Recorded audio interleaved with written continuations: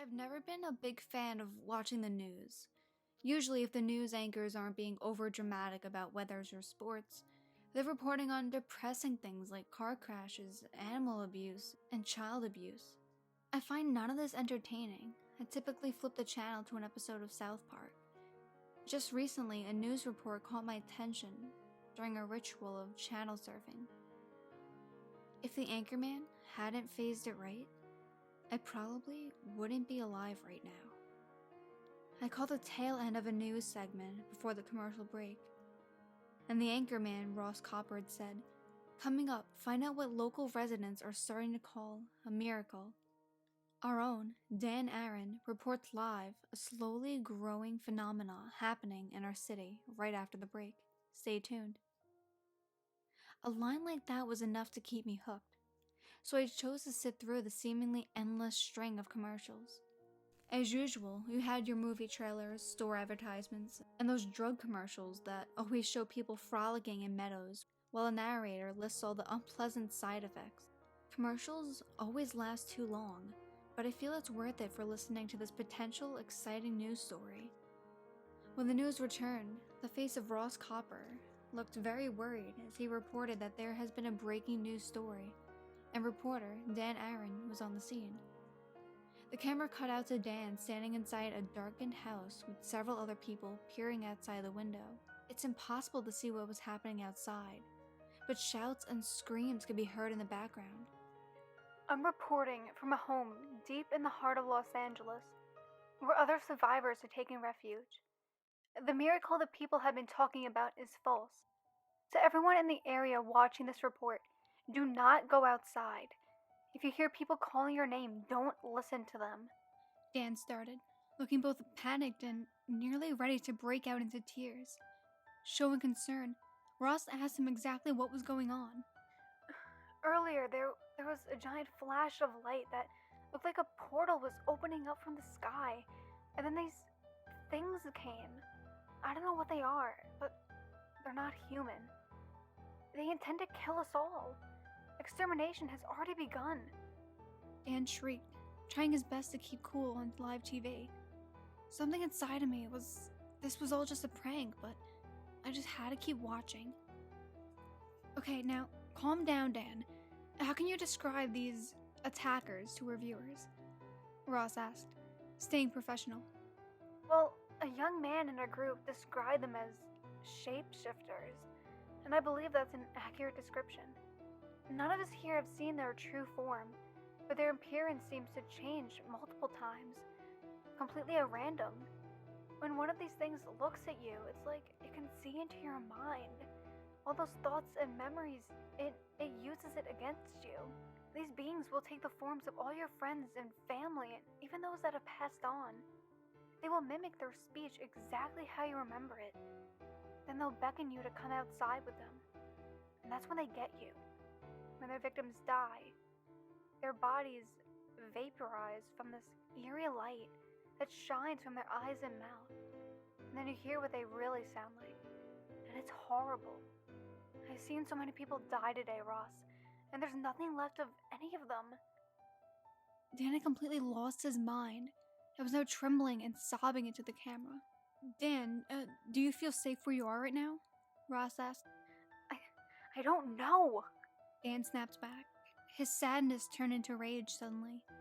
The group that I was with has guns and the doors are bolted, but we have no idea what these things are capable of.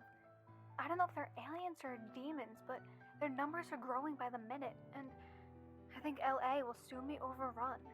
Everyone with me is in a bad mental state right now. We can hear our loved ones calling to us, begging us to go outside and see them. I just saw my great-grandmother moments ago, and I want to run to her, but I can't. It seems like the end of times, and I'm sure this is happening elsewhere, and that the human race may be wiped out. But if we can just hold on and not let our emotions cloud our judgment, we will survive long enough for help to arrive. Call the military, call everyone you can. We can't let these creatures win. Dan exclaimed, right before the signal started to die.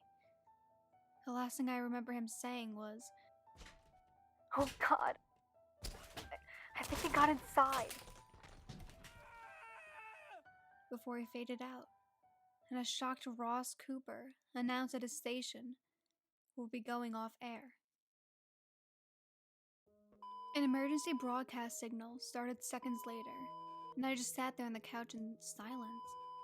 I didn't know if I should call everyone I knew or wait to see if this epidemic would even affect my area. I felt a sudden need to look outside, and just as I did so, I saw, of all people, my old gym teacher, Mr. Moores, who had mentored me and helped me become the athlete I am today. He called to me, reminding how long it had been since we last spoke. Of course, I knew it wasn't really him. And had not I watched the news report when I did, I would have gone out to talk to him, only to meet an agonizing death. Behind him, approaching from a distance, was a mob of these invaders that were marching through my neighborhood. That's the last time I glanced outside. Now I sit locked in a dark basement with only the glow of this computer screen. All the doors to my house are locked, and all the lights that would attract attention are out. I think the mob has bypassed my house, as I can't hear anyone else calling my name. I just heard screams of terror from my other neighbors. Now I think they're dead. It's very quiet now. I've already warned everyone I can think to stay indoors. I'm sure I'll think of more people as the night goes on. But for now, I'm just going to focus on getting the story out.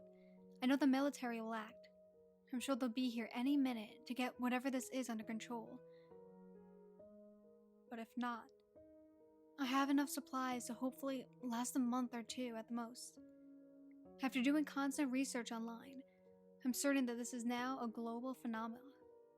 Videos are starting to appear on YouTube, shot by people who have barricaded themselves in either their homes or public places. And these videos feature footage of mobs like the one I saw not too long ago. One particular video comes from as far away as Tokyo, Japan.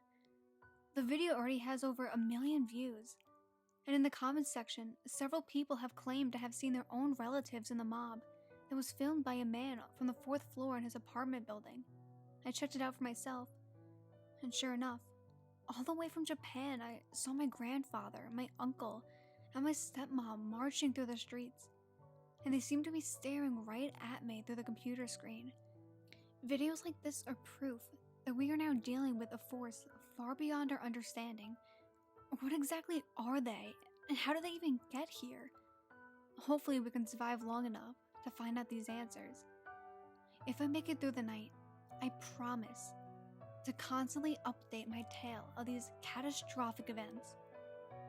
My name is Regan Myers of Los Angeles, California, and I'm a witness to the beginning of a new era.